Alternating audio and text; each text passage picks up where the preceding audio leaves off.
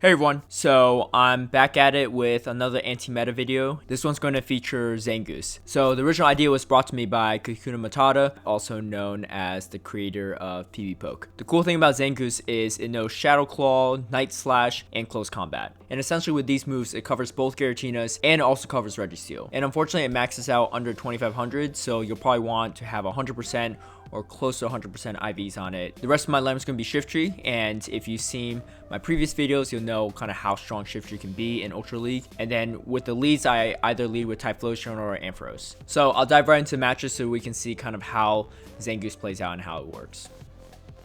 And so going into the first matchup, I'm going to lead the first sets with Typhlosion and then have Zangoose in the middle and then Shiftry in the back. And so I usually use Zangoose as a safe switch because the main reason is it works really well when you have shields up.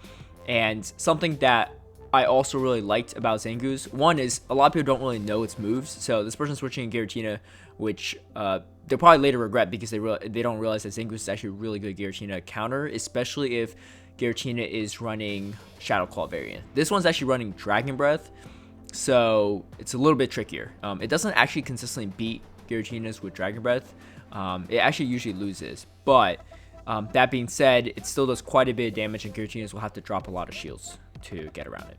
And so they're gonna use Ancient Power, and I have a Blast Burn ready, knowing that he still has a Snorlax in the back, so I'm going to drop the Blast Burn right on the Snorlax. This is a good situation for me because Snorlax definitely has a better matchup against, well, actually, I don't know. It's Body Slam does a decent amount of damage to Shiftry, but Earthquake is resisted and so is Lick, so it's going to only use Body Slam, so there's really no way you wouldn't be able to predict it. But anyway, I decided to switch in, and it turns out to be a Lapras in the back. And so it's not a great situation for me, but I do have one shield, and I'm hoping to get to Solar Beam. And so I do shield, and I know that I can get to a Solar Beam. I actually never used Solar Beam on Typhlosion before this, so I wasn't sure how much damage it's going to do. But thank you to Cochinamon for suggesting Typhlosion, because that Solar Beam did quite a bit of damage. And so that's how I won the first match, with a bad lead too. And going into the second match, we're going to go in with Typhlosion against Registeel. Pretty good lead.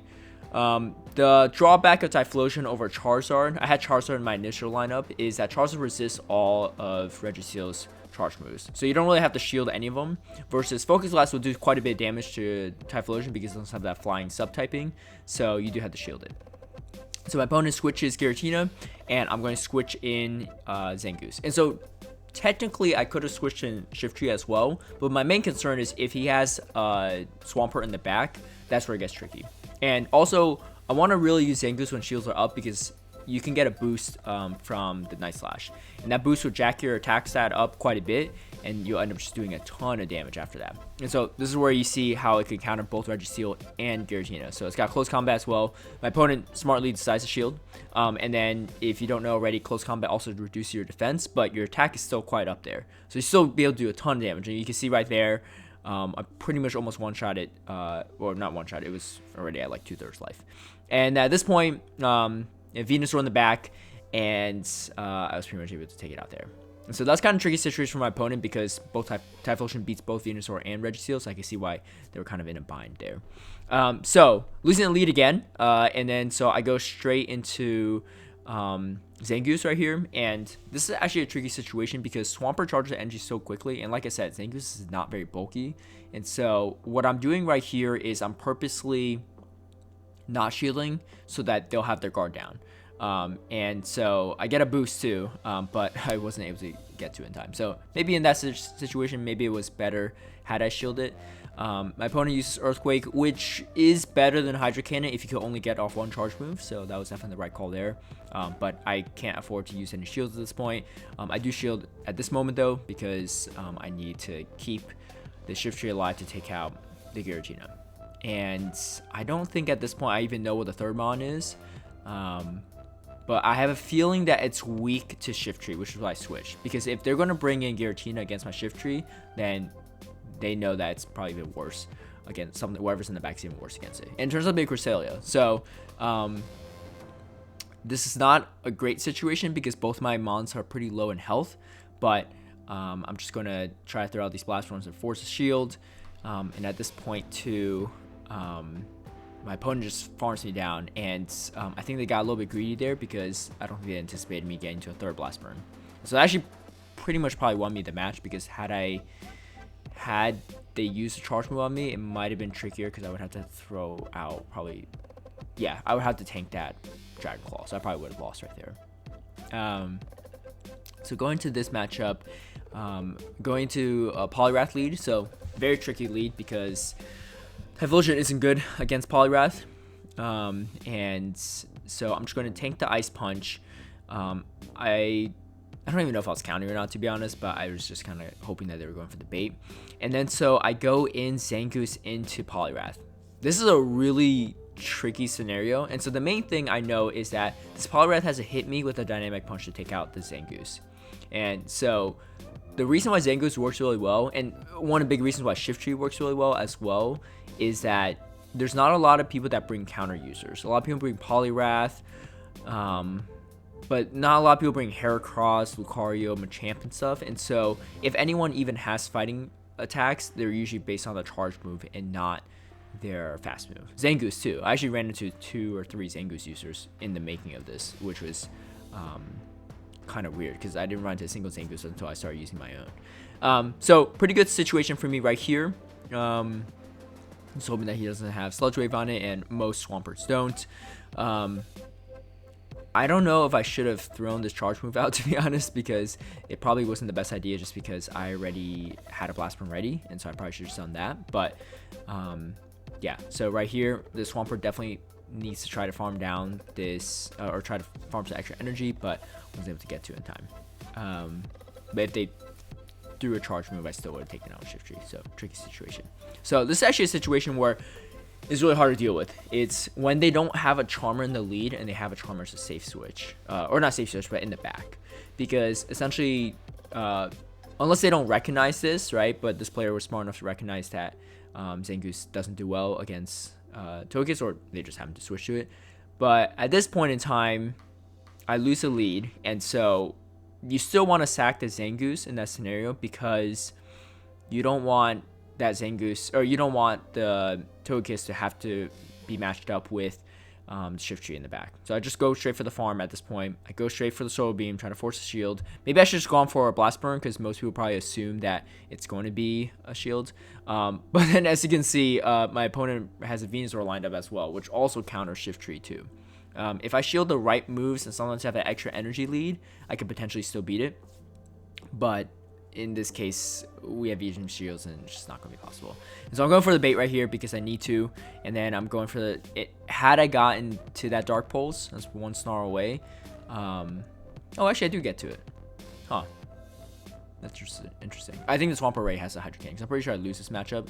Yeah, I lose the matchup. I'm trying to go for a quick swap right there, if you can see, to Typhlosion, and there's no way I can get to another Soul Beam in time. So yeah, so anytime you go against Charmers, you pretty much want a Charmer in the lead, because if you don't have a Charmer in the lead against your Typhlosion, or later, as you see against my Ampharos, it's actually a really hard matchup. So that's something to note. This is actually really tricky. So like I said before, not a lot of people bring counter users, and so Breloom right here is using counter. Breloom's also very attack heavy, and so that's quite a bit of damage. And so my opponent maybe didn't know it had close combat, or didn't think I could get to, or didn't know how much damage it's going to do, which is why Zangoose, at the time at least making of this video, most people don't understand it as much, and so you can really catch your opponents off guard. Had I not taken that Breloom out with close combat, I would have lost the match if they shielded or something, because I have Typhlosion and I have Shift Tree. And even though Typhlosion is fire type, it's doing Shadow Claw damage as a fast move. And so as long as I shield my Blast Burns, then they're going to do quite a bit of damage with just the Dynamic Punches. And Breloom is very attack heavy, like I said. And Typhlosion is a little bit attack heavy itself, so it's definitely on the classier side. So it can't really take a lot of Dynamic Punches. Probably, I think 2 would probably just take it out completely. But luckily, my opponent chose not to shield that close combat, and that pretty much sealed the deal for me because I had switch advantage after that. I still have a shield up, and with my Shift Tree in the back, and if you've seen any previous videos, you'll know that Shift Tree can really handle Giratina no matter what it is.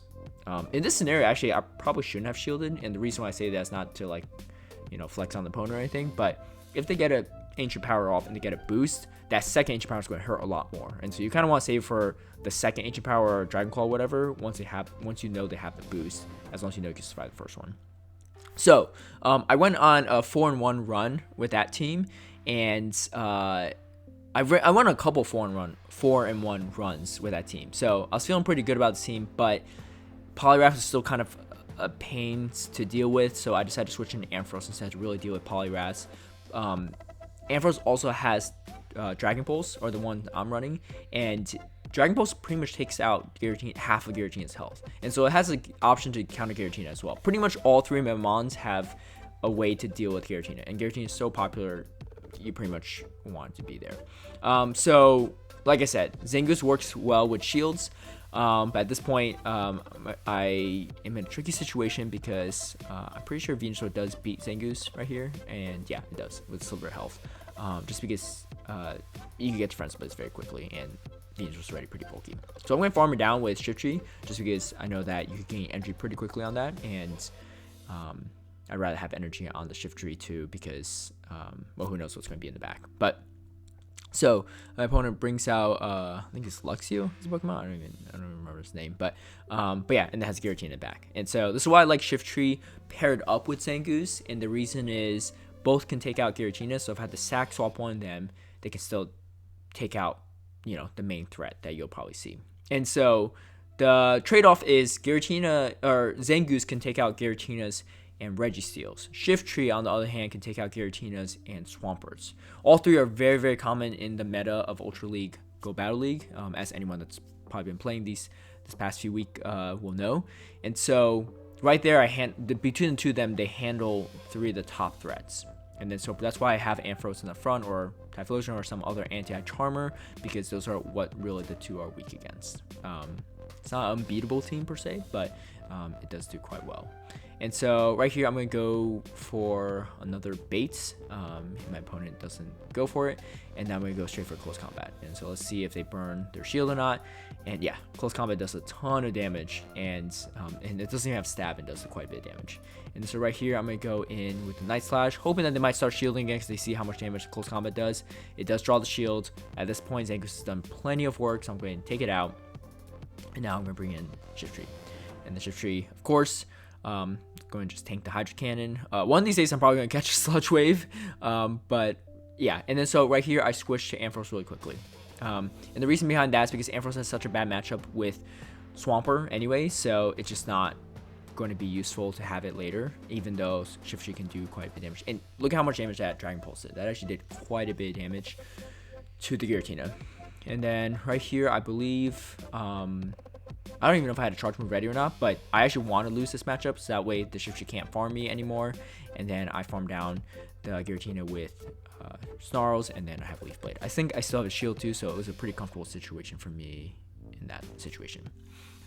So this actually, this footage with Ampharos in the lead was actually a 5-0 path. So I just want to showcase that I'm not just like pulling specific wins from, like, you know, 1 in 3 matchups or whatever, or 1 in 4 matchups. There is actually a very consistent team that does fairly well.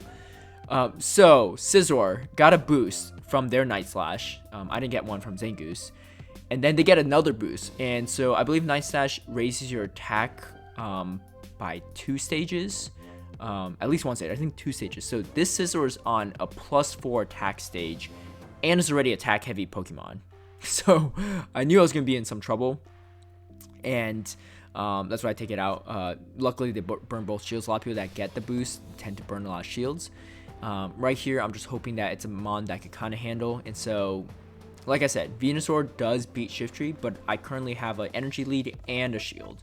And so I'm going to shield, and then as long as it's a Sludge Bomb, which it is, I could take out this Venusaur, and now I'm going to be in a really good situation because Shiftry does so well against Giratina. And even if the Shiftry dies, which I don't remember if it does or doesn't, as you can see, one Ampharos Dragon Pulse can take out Giratina. And Ampharos is a little bit on the bulkier side as well. I should do switch right to it, actually, just because, I don't know, Shiftry is a little more consistent, I guess. And if I could get to the Dragon Pulse, it's fine. Or they're going to have to be on pretty much neutral energy if they take out my Ampharos. But I was able to get Dragon Pulse this time. That's kind of what I go with, just to be on the safer side.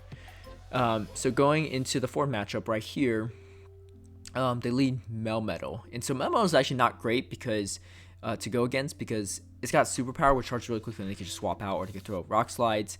And I pretty much had to threaten it with thunder punches. And so I'm already kind of at a deficit at this point because I'm shield down, and I'm going against the Swampert, which can burn shields. So I burned both my shields on this Zangoose at this point, but I got an attack boost right there. And so now I can just throw out the Night Slashes and hope that I can force more shields for my opponent or win switch advantage at least. And so I tried to go for a quick switch right there, but didn't work. That's fine.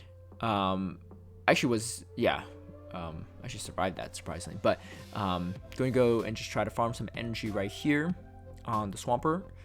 I think I don't farm too much because Snarls don't do that much damage, so I don't want to get hit by another Hydro Cannon. I'm already kind of at a switch disadvantage, and I'm gonna go in with Foul Place right here. It's kind of not a great situation for me. If this is a superpower, luckily it wasn't actually. So my thought is maybe this person's running Thunderbolt maybe. I forgot what they used against my Zangoose earlier. But superpower is actually the better move against Shiftry just because it's weak to fighting type because of dark typing. So especially if he has switch advantage, he can switch out too. And so right here, as you can see how much damage these Dragon Pulses do. 2 Dragon Pulses are actually enough to take out Giratina. So even though Giratina is resisting electric damage, Ampharos actually has a pretty solid matchup against it. It's not usually a winning one, but in the right circumstances with shields down, energy lead, you can potentially do some stuff with it. And so I go for a quick switch on the Shiftry because I know that it's pretty much an only win condition at this point, and I was able to pull it off and seal the deal right there. And then I think I went against this opponent earlier in the same set, and so kind of unfortunate because I do remember I think I had a solid matchup against him. Actually, I feel like I'm playing it a little differently because I don't remember losing switch advantage in the first one. But either way, I got a boost, which is good because Zangoose doesn't really beat Venusaur. But taking out Venusaur is actually pretty crucial for my team right now because Venusaur beats both Ampharos and Shiftry in like neutral settings, so, or neutral energy shield settings, stuff like that. So I really want to take out this Venusaur. I don't actually even know what moves the Luxio or whatever has. But yeah, so right here I'm going to see my opponent's going to go in for Crunch. Really smart play on his end. And then I go in with the Ampharos. And the reason why I go into Ampharos over the Shiftry is because Ampharos is not going to be able to do that much damage against Venusaur. And so I want the Ampharos in there, and let's see what they bring in next. And I'm hoping for a Giratina because a lot of people bring Giratinas, and if that's the case, Shiftry will do pretty well against it. Or Swampert. And so it turns out to be Giratina. If it was Registeel, then that would have been the one scenario where I probably would have lost. But like I said, Ultra League's fairly predictable, to be honest, because of how refined the meta is.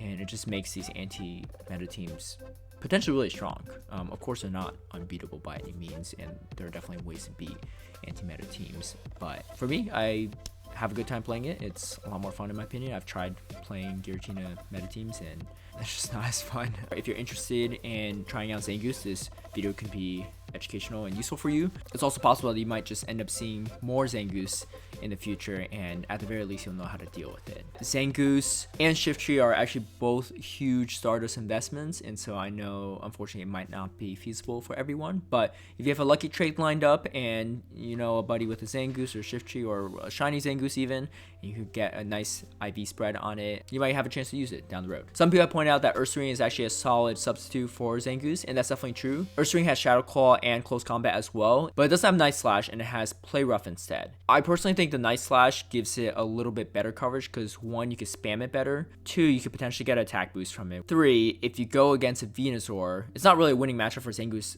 anyway, but you at least wouldn't get walled because Venusaur would resist Close Combat and Play Rough. Same thing could be said about Charizard too. It resists both of those charge moves, but neither resists Night Slash. And so, me personally, I think Zangoose is a better option, but at the same time, it's way more expensive. If you like this video, feel free to give it a like and share and subscribe for future content, and I'll see you all next time.